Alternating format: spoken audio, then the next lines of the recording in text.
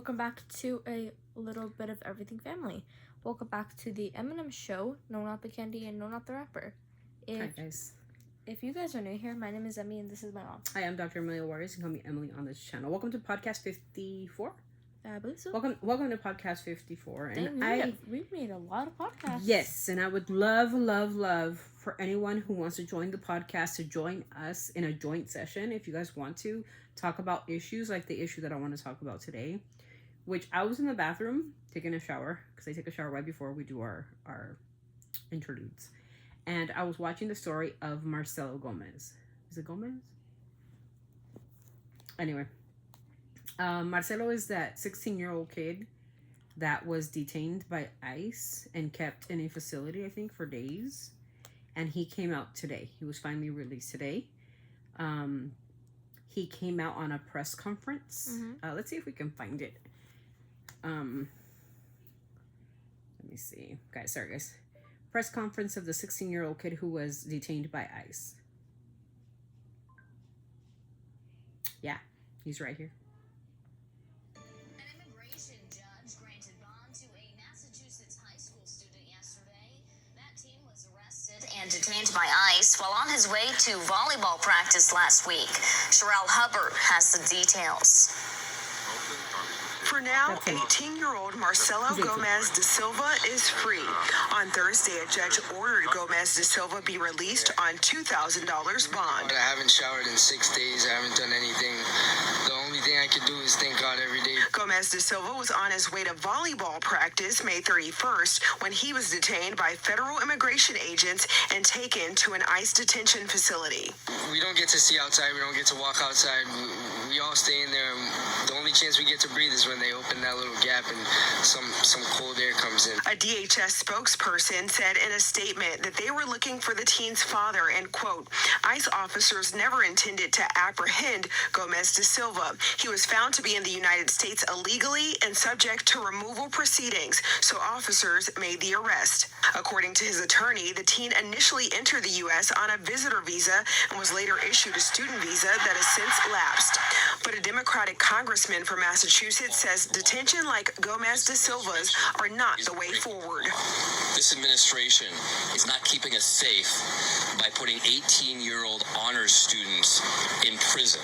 Classmates and friends supported Gomez da Silva throughout his ordeal, protesting outside of court today and staging a walkout from their high school on Monday. If there is a lesson is, don't come after members of our community. I'm Sherelle Hubbard reporting. You're about to lose $40,000 for your car I accident guess he was on a visitor's visa. He was here legally, and then soon got a student visa that lapsed, whatever that means. I think your visitor's visa, you can go and renew it if you're still a student. You got a certain amount of time.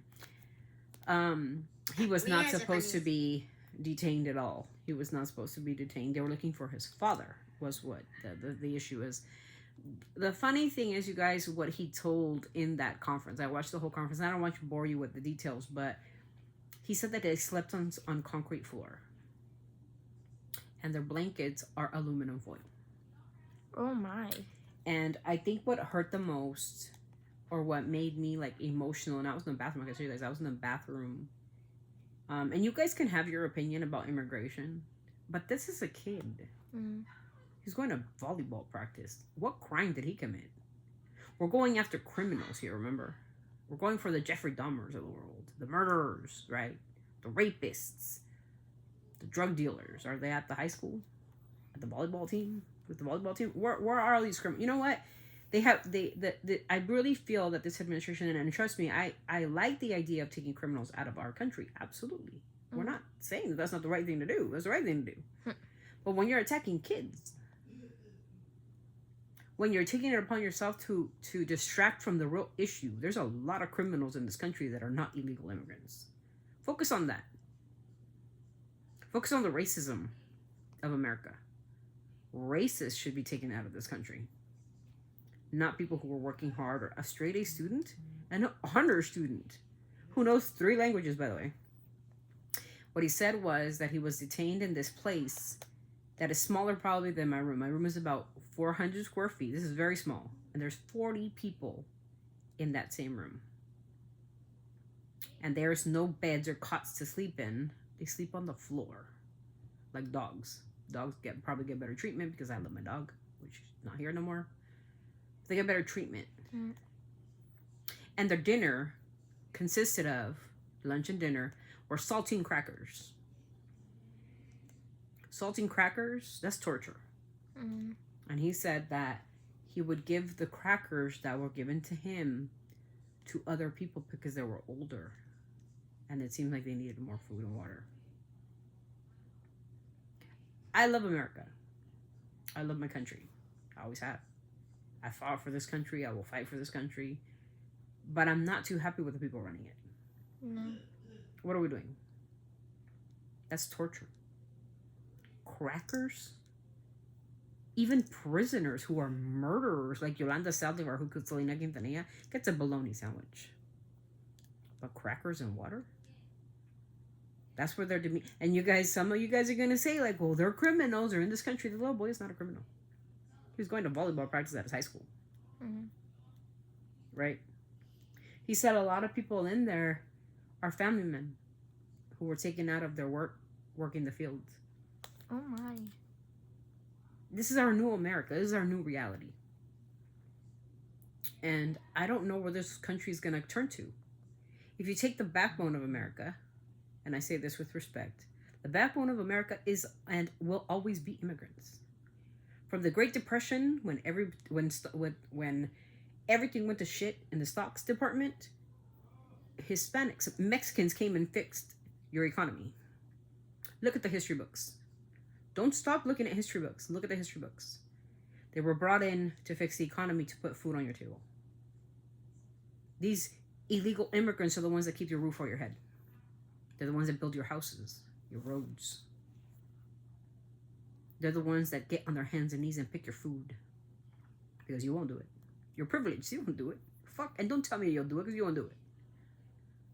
Right? You're privileged. Like one of my friends from college who said, you're here because I'm from an immigrant parents. You're here and you take our jobs. No, I'm here because I'm smarter than you. That's why I take your job. Not the color of my skin.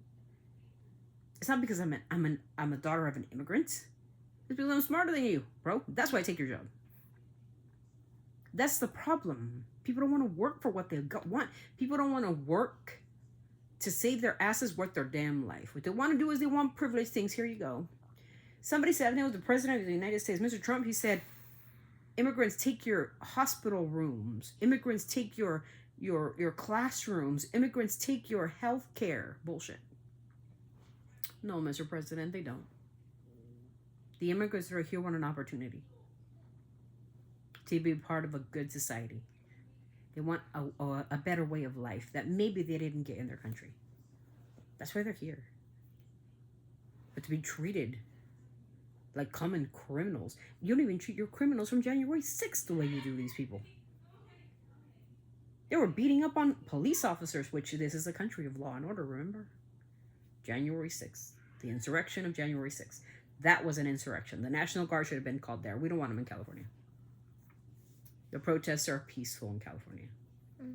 They just want people to be left alone. Some of these people are hardworking people that have been here for decades upon decades. They might not have a path to citizenship because they aren't granted one. Mm-mm.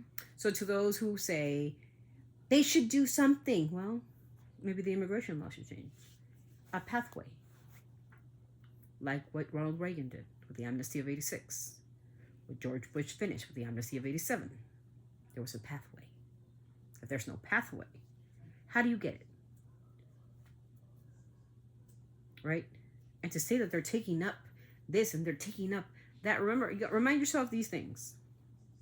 Illegal immigrants can't get Medi-Cal, can't get food stamps, can't get cash aid like most Americans get.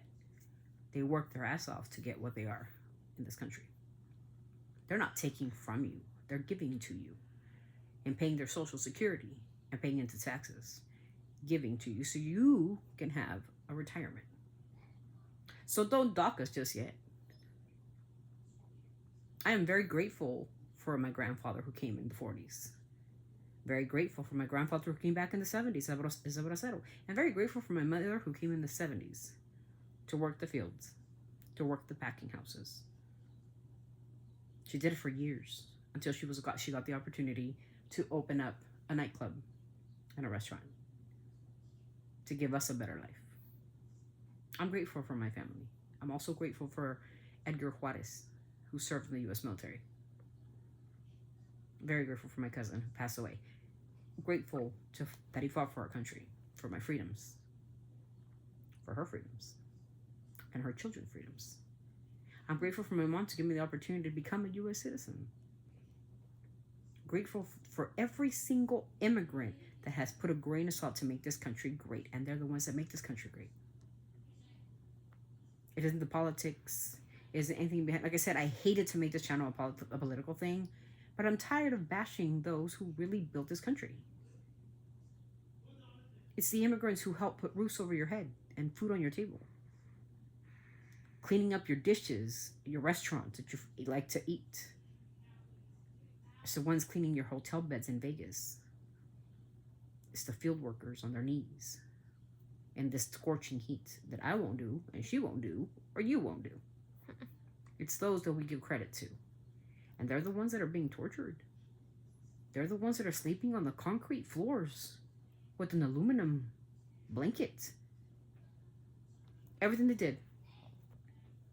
Because you want to call them and you want to label them something they're not.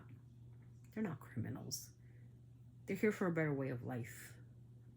And if we want to make America great, you start by fixing the immigration laws. That's what I asked for. I'm using this platform to say, we want everyone to be legal in this country. And if you're a criminal, you can't be in this country. But that includes American citizen criminals. That's what I'm talking about. You're labeling immigrants as criminals, but we have criminals in this country today that are American citizens, and they're criminals. They're gang members. They're part of who knows what, but they're American citizens. But that's okay, right? We can have them here, but not the hardworking people. Not the ones that go out and work at 4 o'clock in the morning to put, my apples on my table, or my peaches on my table, or whatever it is that they do for us. To build my houses, that builds everybody's houses. We need to have more respect for humanity, is what I'm saying. I'm using the platform to say this, and I'm going to end it with this. We need to have more respect for humanity, to dignify people. And if the U.S. wants laws to be passed that we don't want certain people here, yes, but do it in a humane way. This young man, Marcelo Gomez, was incarcerated like a criminal. He said he didn't go to the bathroom for 6 days. Because what they would do is, you have to go to the bathroom in front of everybody in the facility. He couldn't do it, he said. That's why he would eat so little, so he didn't have to go to the bathroom. 6 days without taking a shower. So he wasn't even given access to water. Did you hear what he said? The only time we got air is when they opened up that little hole. Air is even a problem. It's a sad day when I have to hear cases like that. And this is a young man who is a straight A student who is extremely intelligent. He knows 3 languages. Most Americans don't even know how to speak the English language correctly, much less 3 languages. Imagine somebody that's going to be such an asset to the American society and to the system. But we degrade them, which just makes me just really sad.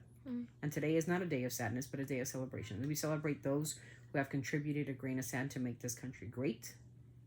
And those are the people who make this country great. Those are the ones that go out there and work and bust their ass to make this country beautiful, to make it abundant, to make it economically wonderful, to help the blue states support the red states.